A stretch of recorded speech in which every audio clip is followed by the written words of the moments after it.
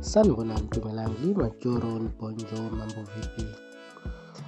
Kube injabulo yodwa kweze Blue Nation kubonakala uKhuzani umfokaMpungose ememezela ukuthi usegixabeze uThibela Intibane ngonyanyavu lwemoto entsha sha amthengele yona njengesipho sakhe, embonga ngokuma naye ngaso sonke isikhathi, kukuhle noma kukubi, njengoba beyibambile lapha endimeni kaMaskandi.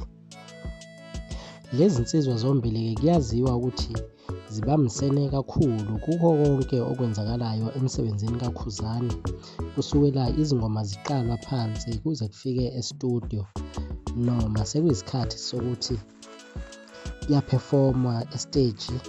Intibane iyona ehlezi iphambili esingayibiza njengokapteni wayo i-Team Khuzani,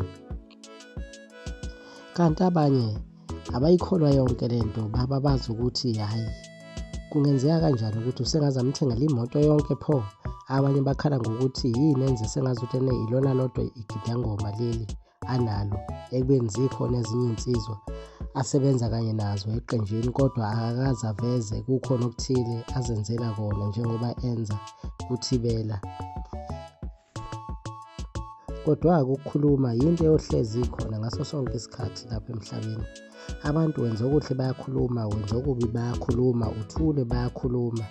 Ungagcina ungafikanga ndawo maphika nabantu, halala Gawuzi, halala Ndlovu kaKhuba, kuhle kakhulu okwenzile ndoda yamadoda.